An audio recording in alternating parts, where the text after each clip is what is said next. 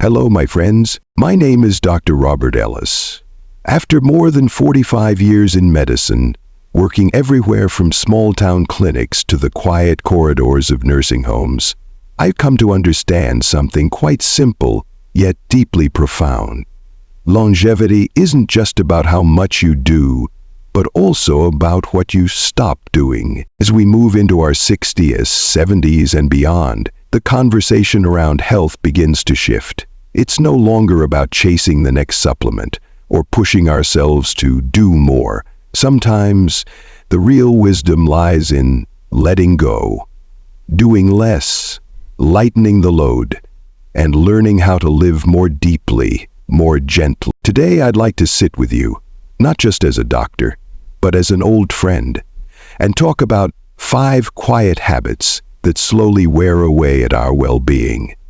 If you can begin to ease up on just a few of them, you may not only live longer, but live with more clarity, more peace, and a greater sense of presence in your own life. 1. Constant worry over small things. Of all the things I've observed over the decades, across clinics, hospital wards, and quiet kitchen tables, this one, I believe, is among the most underestimated threats to our well-being. The slow, daily erosion of peace caused by worrying over the small things. I still remember Mrs. Calhoun, a gentlewoman in her 70s who came to see me once a month, not because she was sick, but because she needed someone to tell her she was going to be okay. She would clasp her hands nervously and tell me about the light bill that might be overdue, or how she was worried her grandson hadn't returned her call. And then she'd look down, embarrassed, and whisper, "I know it sounds silly, doctor, but I can't seem to stop." I'd always tell her it doesn't sound silly at all. It sounds like a heart that's tired of carrying what it was never meant to hold. You see, small worries are like drops of water. On their own, they seem harmless, but left to drip for weeks, months, or years, they carve deep grooves into your rest, your health, your joy. Chronic worry stimulates a constant low-grade stress response in the body. Your adrenal glands work overtime, your digestion is interrupted, your immune system becomes sluggish, and in older adults, where resilience is already thinner, this kind of constant internal agitation becomes deeply depleting. Some of my patients tell me they worry because it's how they show care. They worry about their children, even if their children are 50. They worry about what the neighbors might think. They worry that if they stop worrying, something might go wrong. And to them, I say this: there is a difference between care and control.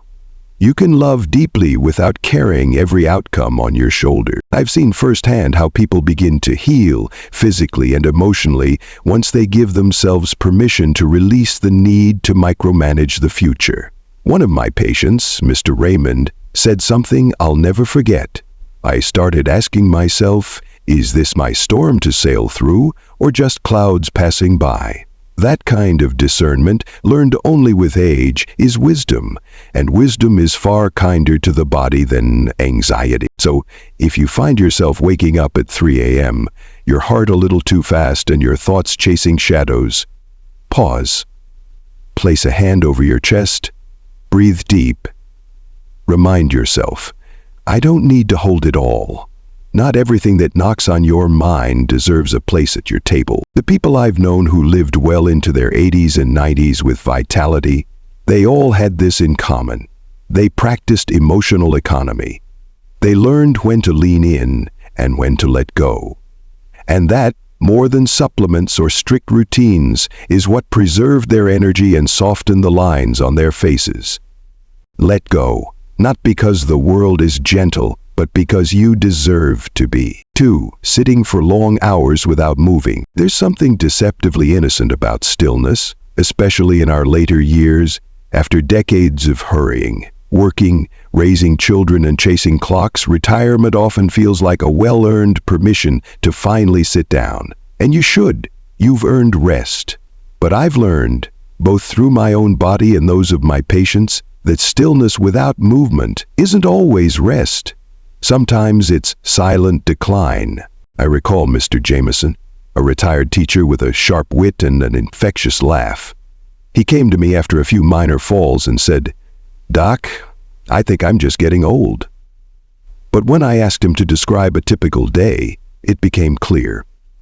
He'd rise late, settle into his favorite chair with the morning paper, watch the news, take his lunch in front of the TV, maybe nap, and then do it all again in the evening. By the end of the day, he'd taken less than 500 steps. And that's not unusual. In fact, it's common, especially for those who live alone or whose pace has gently slowed with time. But here's what we forget. The body is not built for stagnation.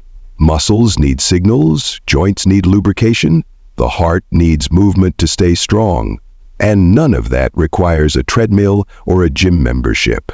What it requires is presence. A commitment to interrupting the spell of stillness, even for a minute or two. You don't need to run, you don't even need to sweat. What you need is rhythm. Stretch your arms while waiting for the kettle to boil. Stand and sway to the music of your youth. Walk around the room while you talk on the phone. One of my dearest patients, 94 years old, told me her secret. I treat every commercial break as a reminder to stand up and shake out the stiffness. It's that kind of simple wisdom that keeps us upright, not just physically, but in spirit. What's heartbreaking is that many people associate movement with punishment. They say, "I should exercise more," in the same tone they'd use for a chore.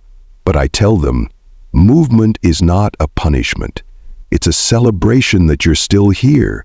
Every step you take is your body saying, "I haven't given up on you yet." And you don't have to do it alone.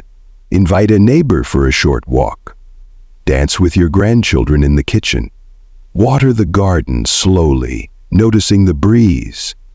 These small acts restore circulation, strengthen your bones, and even elevate your mood in ways no pill can promise. I've come to believe that longevity is not found in intense workouts or perfect diets, but in small, faithful acts of motion.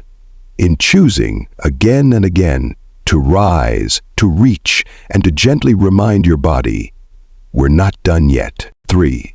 Eating late at night. When I was a younger man practicing medicine in rural Virginia, I'd often make house calls after sundown, and I noticed something. Almost every home had the same familiar aroma lingering in the air, leftovers being warmed, tea being poured, a little something sweet on the plate, just to settle the stomach, as they'd say. And back then, we didn't think much of it. A late-night snack was harmless, even comforting. But over the years, watching patterns, reviewing lab results, listening to countless stories of restless nights and sluggish mornings, I began to realize the body keeps score, and it prefers silence after dark. You see, the older we get, the more finely tuned our systems become. What we once digested easily at 30 now sits heavier at 70. That bowl of noodles at 9 p.m. or the slice of cake just this once doesn't just stay in the stomach. It lingers in the bloodstream, disrupts the liver, and confuses our internal clock. Instead of beginning the night's restoration, your body is sent into overtime, processing, breaking down, cleaning up, and while it's working, you're not truly resting. I remember Mrs. Gwynn, a lovely woman in her late 60s, who came to me complaining of chronic fatigue and vivid, unsettling dreams. After ruling out all the obvious causes, I simply asked, "What time do you usually finish dinner?" She laughed. "Oh, doctor, my husband and I don't even start dinner until 8:30. When they made the shift, just moving dinner to 6:30. They called it life-changing," she told me. "I feel like my sleep is finally feeding me instead of fighting me." That's the thing, we forget that the body is rhythmic. It listens to the sun, to the stillness of night, and to the absence of food as a cue to heal. When you eat late, especially heavy, greasy, or sugary meals, you override that signal. And the cost is more than just a bad night's sleep. Over time, it builds into something you can feel: foggy mornings, achy joints, heartburn, bloating, and even a sadness that you can't quite name. Now, I'm not here to say you must live like a monk. Life is to be savored. But there's a certain peace in learning to say, "That's enough for tonight." Eating your last meal 2-3 hours before bed isn't a diet rule. It's an act of kindness toward your organs, toward your future self. And surprisingly, many people find that this one simple shift brings more clarity, better energy, and even fewer medications down the line. I always tell my older patients, your body isn't asking for perfection. It's asking for cooperation. It's already wise. It already knows how to repair, to detox, to renew. All it needs is space to do it. So tonight, perhaps skip that extra bite. Pour a warm herbal tea instead. Step outside, look at the stars, and give your body what it's been longing for. Not another meal, but a moment of true stillness. 4. Suppressing your emotions. There's a particular kind of silence I've come to recognize in my patients.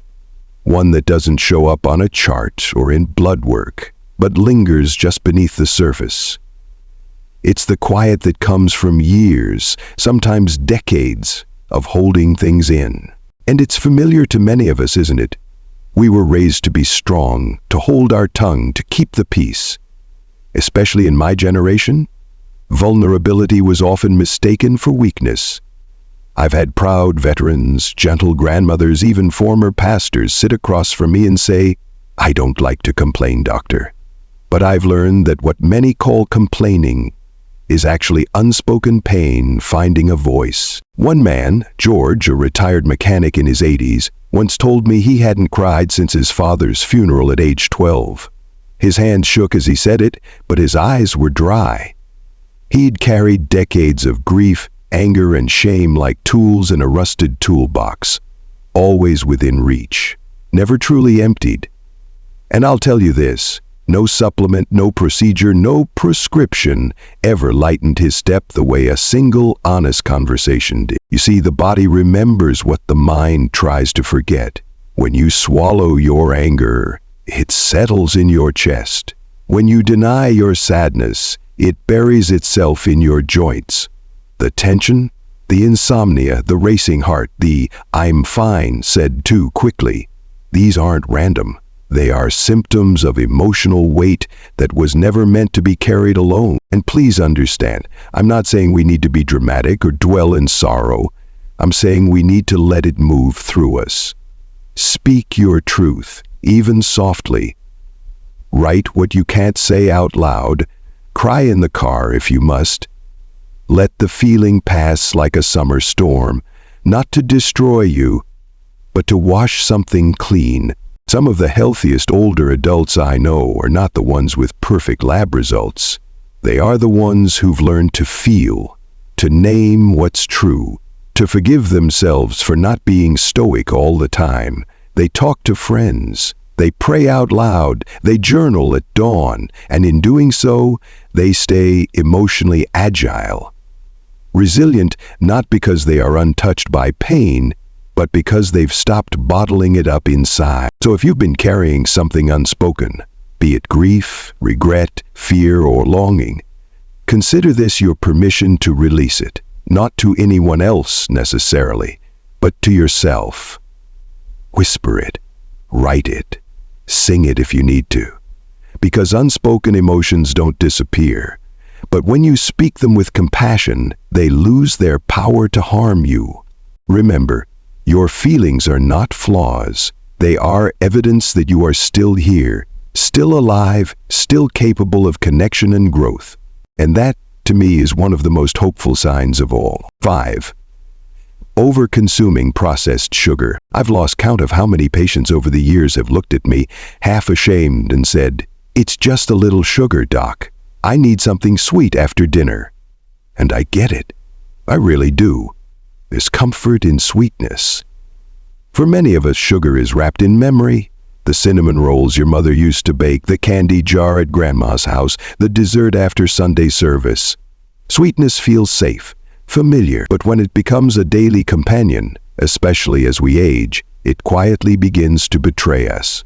I had a patient, Mrs. Leona Fields, mid-70s, witty and bright, but always tired. Her energy dipped by mid-morning. Her hands ached. Her memory, once sharp, had grown foggy. Her labs told part of the story: blood sugar creeping upward, early signs of insulin resistance. But the real shift came not with more medicine, but with awareness. When she started reading labels, noticing the hidden sugars in her healthy cereal, her sauces, even her salad dressings, her whole relationship with food changed. "I didn't know how much I was feeding my fatigue," she told me one day. "Now, I choose energy, not just flavor." That's the truth most people don't realize. Processed sugar is a thief. It steals from your energy reserves, clouds your thinking, and quietly stirs up inflammation in every corner of your body. It puts strain on your liver, your pancreas, even your brain. In fact, more and more research now links excessive sugar to memory decline, mood instability, and even an increased risk for dementia. And the worst part? Sugar doesn't just come and go. It hooks you.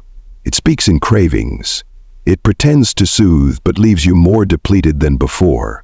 You eat a muffin to feel better, then crash by noon and need another fix. It's a cycle I've seen in too many kind, well-meaning people who thought they were simply indulging in a treat. Now, don't get me wrong, I'm not saying you must live a life devoid of joy. A slice of birthday cake, a spoonful of jam on toast. These moments matter, but when sugar becomes a routine rather than a ritual, the body starts to bear the burden. And with age, our metabolism slows, our tolerance narrows, and the consequences grow sharper. The good news? It's never too late to reclaim balance. Start with small steps. Switch out soda for sparkling water with fruit. Reach for a handful of berries instead of cookies. Find the sweetness in cinnamon, in roasted apples, in a piece of dark chocolate shared slowly. One of my favorite quotes is, "Sugar may give you a lift, but it always asks for more than it gives." And the older we get, the more we need to protect what energy we have left, to guard it like a candle in the wind. So, next time the craving calls, pause. Ask yourself, is this what my body wants, or what my habits have taught me to want? That one question might open the door to more vitality, more clarity, and perhaps even more years ahead. As we come to the end of this conversation, I want to thank you, Ungas Boulevard, for sitting with me, for listening, not just with your ears, but with your heart. You see, after all these years in medicine, I've come to believe something quite simple. Longevity isn't built on grand gestures. It's not about perfect diets or punishing routines or chasing youth like it's something we've lost. No. True longevity is built quietly in the spaces between. We don't often talk about aging as an art, but it is. And like any art form, it's refined not by addition, but by subtraction, by removing what no longer serves, by doing less of what drains you and more of what restores you. That's where the beauty lies. Whatever it is, let it go with kindness, not as punishment but as permission. Permission to live lighter, sleep deeper, and wake with a little more space in your soul. From my heart to yours, thank you for being here. Take care of yourself. You're still becoming even now. And the best chapters, they're not behind you. They're just beginning. I'll see you in the next video.